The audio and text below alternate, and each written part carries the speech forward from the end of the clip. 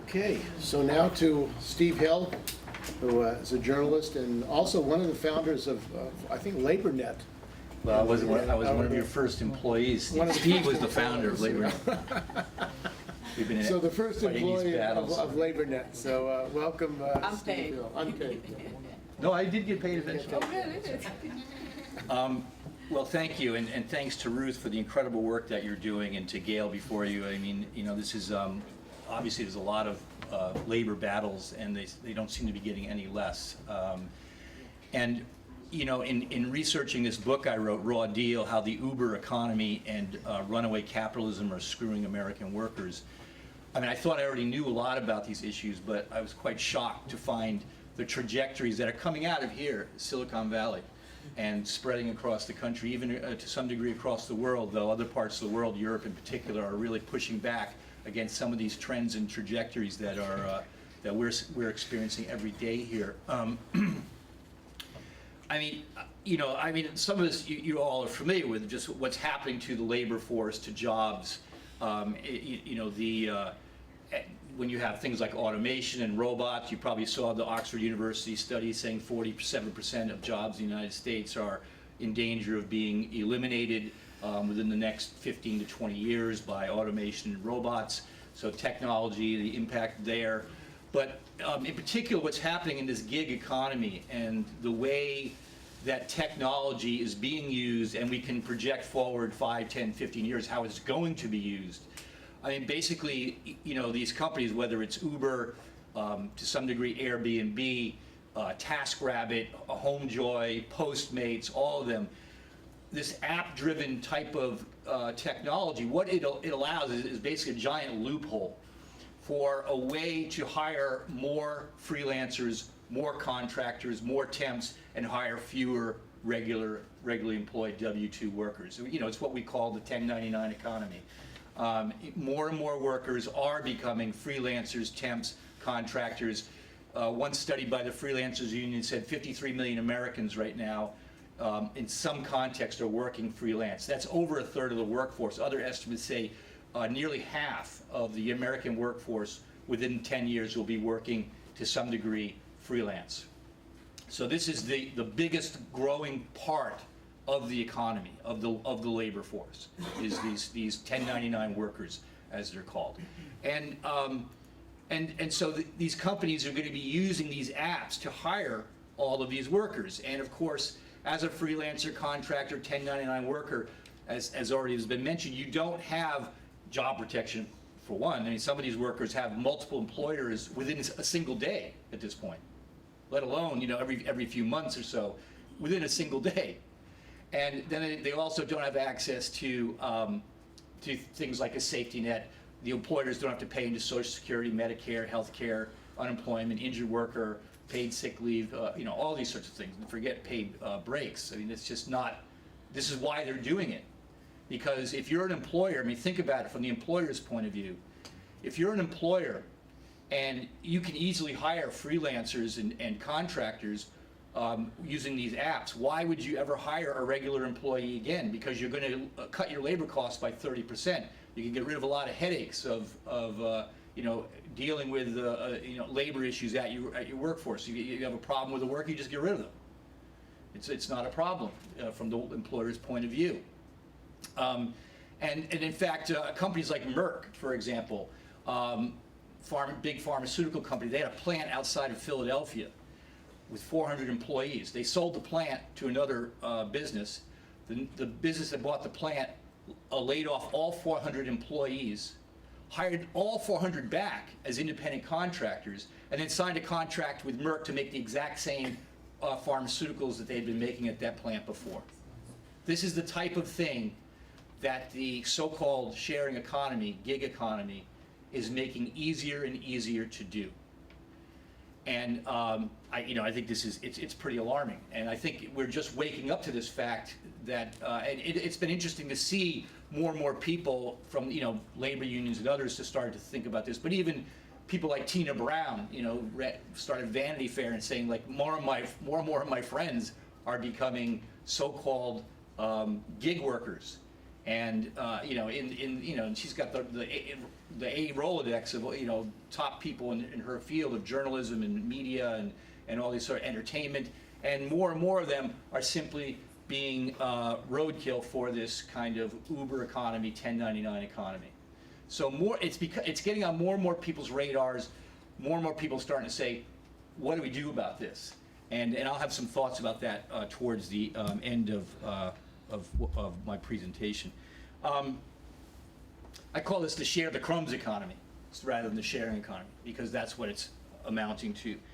Now, when you look at companies like TaskRabbit, Elance, used to be Odesk, Elance and Odesk merged, and now Odesk has changed its name to Upwork. So keeping track of these companies, it's now Elance, Upwork, but within a few months they're going to drop Elance and it's all just going to be Upwork. But what they've created is basically an online auction block. I mean, I think, thinking of the slavery auction block in New Orleans in the 18th century is not a misapt comparison. Basically, where workers go online, they put their resumes online, and they try to get a job. And how do they try to get their jobs? But by bidding lower and lower and lower. And especially when you have companies like Upwork, where they are actually attracting people from all over the world who are bidding on things, whether you're a lawyer, you have people, as long as you're familiar with U.S. law, or sometimes it depends on what country the job is for, whether you're a graphic designer, a writer, an illustrator, computer programmer, all these sorts of jobs can be done by anyone in any part of the world. And so you literally have workers from the Philippines, Thailand, India, bidding online against workers from the United States, France, Germany, the UK, and other places. And so it's a race to the bottom, where the lowest wages are going to prevail. Now, certainly if you're an employer hiring, you're looking for quality too, but the fact of the matter is there are many good quality workers in these poorer countries, and they're willing to bid a lot less for those jobs than workers here in the United States. So we're seeing this kind of phenomenon, this race to the bottom, where it's going to end up being, turning us all into sort of, how many remember the film El Norte many years ago, where the workers at the end are saying, take me, the braceros. It literally means work with your arms, arms for hire. And that's, in many ways, where this technology is already taking us, and it's going to take us even more as we go further and further into this evolution of this economy. It's what I call the freelance society, where we're all just going to be freelancers. Now, interestingly, there is kind of a potential backlash that could brew on this, because a capitalist economy like we have here in the United States, it's 70% driven by consumer spending. So what happens if we reach a point where not enough workers have enough income in their pockets to buy up all the goods and services being produced by all the different companies? At that point, you're a business, you don't have enough customers, you have to start laying people off. Now there are fewer employers with money in their pocket, fewer people can buy the goods and services, you get into a downward spiral. And so it really could reach a point where we hit what I call an economic singularity. The tech here, they like to talk about the tech singularity, at which point computers and humans are going to merge around 2040 or so, these sorts of things. Well, before then, we're likely to get to an economic singularity where basically the economy has become such an extractive economy where a small class of people are making a huge amount of the income, that there's not enough income spread around to the rest of the population to buy up the goods and services. Middle class starts declining. And we're already seeing these trends. After the Great Recession and the very lame recovery we've had, when you look at consumer spending in the United States, it's much more tilted towards the upper income levels at this point. The upper income levels contribute more to consumer spending than they used to in previous decades. And of course, this is tied in with the trends we'd already been seeing before this share the crumbs economy, about wages being flat the other conditions of the workplace being changed that other previous panels and speakers have been talking about. So this is a new trend in the economy that is very worrisome. I won't really talk a lot about the threats from automation and robots, but the one thing I'll say is that, it used to be said that automation was going to replace a lot of the lower skilled jobs. Things that could be done on assembly lines, auto plants, the big, huge robots they have. We've all seen the photos of these sorts of things. But in fact, those sorts of jobs, in many ways, have already been replaced. There's probably still more to come, but not at the same rate. The jobs that they're replacing now are highly skilled jobs. And doctors, for example, who read your x-rays and your MRIs and that kind of thing, they actually can turn that over to an algorithm and a computer that can read those faster, and some claim more accurately, because you can put two computers on it and they can check each other. And so you don't need those sorts of, they started outsourcing these sorts of jobs to places like Bangalore, India, and other places. Now, the Bangalore jobs are being outsourced to computers and algorithms, so you don't have to pay a salary and don't ask for a raise, and never will. Other jobs like lawyers, where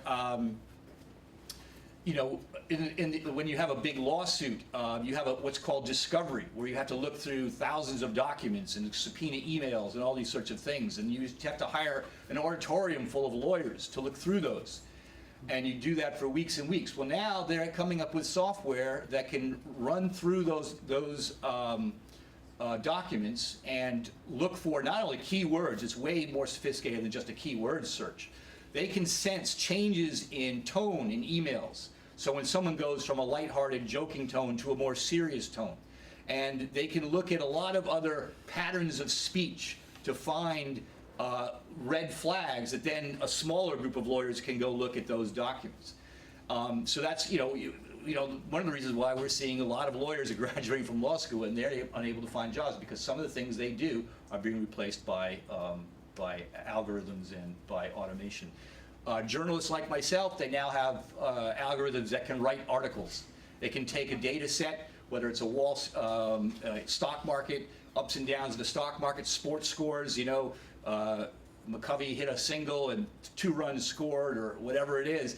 They can take that data and an algorithm can write a story in which they have actually done studies to ask people, read this story and read that one. Which one was written by the human, which one was written by the computer? And people generally can't tell the difference. Now, these algorithms are not going to be writing for the New Yorker anytime soon, but when it comes to these sorts of basic stories, LA Times uses algorithms all the time to write stories about the latest small earthquakes that they have, reporting on the size and the strength of the earthquake, where it occurred. You see these little stories in the LA Times that says that an earthquake occurred outside of I don't know, one of the towns down there, and it was a 5.6 on the Richter scale, and it lasted for this many minutes. It's just a short story, but in the bottom will say written by this algorithm. So there are many. They've written symphonies now with computers, and people listening couldn't tell whether it was composed by Bach or by a computer. To the average ear. So we don't know, in other words, where this automation and robotization and artificial intelligence is going to take us. But we do know that people like Bill Gates, Stephen Hawking, Elon Musk, and others have signed this a joint statement saying there are real concerns here about computers becoming so smart they can become smarter than humans and program themselves, and we have to really look more deeply than simply the latest IPO from the latest company who found some great discovery that they think the world needs to implement as fast as possible because they're going to make a lot of money from it. Other companies I'll just mention briefly, just do a quick time check. Uber, what more can be said about Uber? The parade of horribles alone is enough to, I think, for people to delete the app. But in terms of ride sharing itself, what we're seeing is some interesting pushback from drivers drivers who are figuring out things like, well, if this company is going to just keep cutting my pay, and the only time I make money is during the surge, then why don't I hold back from driving, monitor the app, wait for the surge, and then go out and drive? And so a lot more drivers are starting to do that in response to the Uber tendency to just unilaterally cut whatever they want. I mean, Uber used to take about 5% of drivers' wages in the beginning. Now they're taking 25, and in some cases 30%. So the trend there is clear. Airbnb is kind of an interesting case. They've sort of have floated above a lot of the kind of labor issues because it's a different sort of situation. I mean, Airbnb portrays itself as a place where regular people rent out a spare room in their home to make extra money. What could be wrong with that, especially in this difficult economy? But in fact, that is not who Airbnb has become. They were that at one time, but that's not who they are increasingly. Increasingly, when you get data from their website and you look at who is making money on that website, increasingly it's professional landlords who, Airbnb now is getting anywhere from 45 to 60% of their revenue comes from professional landlords who are doing things like evicting entire buildings. In San Francisco, I interviewed a bunch of people in North Beach, very trendy tourist area. People, this was a neighborhood that used to be the old Italian neighborhood, families who have lived here for decades, people who have lived in their units for decades, rent-controlled units, so they still had reasonable rent. And the landlords are figuring out quasi-legal, and in some cases blatantly illegal means to get people out of their rent-controlled units. They seem to specialize in picking out tenants who are seniors, disabled, language minority, and these are people who are subletting through Airbnb. Subletting through Airbnb, but these are people who are vulnerable. It's harder for them to defend themselves, and so they do things like saying, "Look, we're gonna rehabilitate the entire building. We're really sorry about this.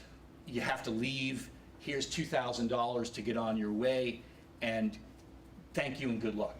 What they don't tell them is that by law, once they rehabilitate the building, those tenants get to move back in at the exact same rent that they left. They don't bother telling them that. Tenants don't know that, and a lot of them, are afraid to assert their rights anyway. So they're doing all sorts of legal loopholes like this. They have a lot of gotcha evictions where they find some interpretation of the lease. So in Chinatown residents who have been hanging their laundry outside for decades, suddenly that's a violation of the lease, and they evict people based on this. So is Airbnb to blame for this? No, certainly not. But they have created another loophole by having this app for professional landlords to get around long existing laws that forbid renting your unit for fewer than 30 days. These laws have been on the books for a long, long time, and the reason why is because if you don't have that, you create exactly what has happened. You create a situation where it's tenants and long-standing residents versus tourists, and you have professional landlords who are out there who have incentive to get rid of the tenants and rent to the tourists. And that's what's happened in San Francisco, New York City, Los Angeles. Santa Monica just pretty much banned most Airbnb practices and Venice Beach has been completely hit by this.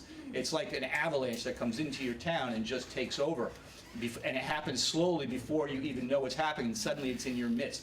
So, and here's the thing, why I say yes, Airbnb is not directly responsible for this, but Airbnb knows this is happening because they have the data from their website more than anyone else does, and they know who is using their service. They know that it's professional landlords. They have not just a spare room in their house to quote regular people. They know it's landlords who have multiple units, okay? They know it's landlords who aren't renting out a spare room, but they're renting out the entire apartment or home. And so Airbnb could easily, with one swipe of the computer mouse, take all those people off of their platform. So it could be, in fact, in New York City, where the Attorney General of New York finally started subpoenaing information from Airbnb to get this information. Airbnb fought giving this information, and it went on and on and on for months, bad headlines for Airbnb. finally, they did kick off a few landlords who had just been doing outrageous things, taking over buildings with 200 units and just getting everybody out and turning them into Airbnb hotels. So Airbnb could be doing this in every place, but they're not. Why? Because this is the growth model of the revenue growth model of their service, of their platform.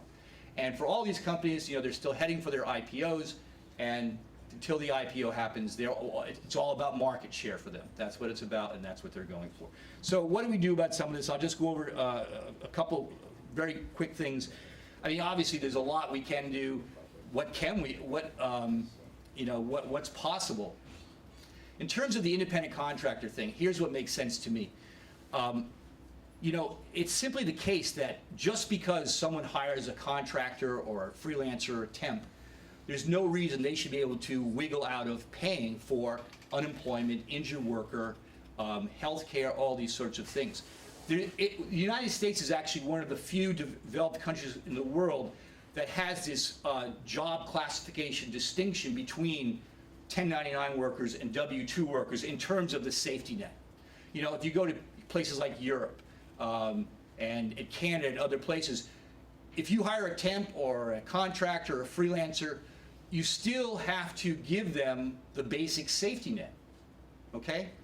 So if we pass laws, and these laws actually could be passed at the local level, San Francisco, San Jose could pass a law saying that any employers operating in our city, if you hire a worker, doesn't regardless of their job classification, an independent contractor or W-2, you still have to provide the following basic safety net.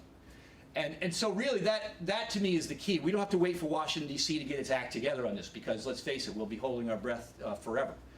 But local, state governments can do this. A state like California could pass a law saying that all, every business operating in California must provide a certain basic safety. In fact, California just passed a law for a certain basic sick leave.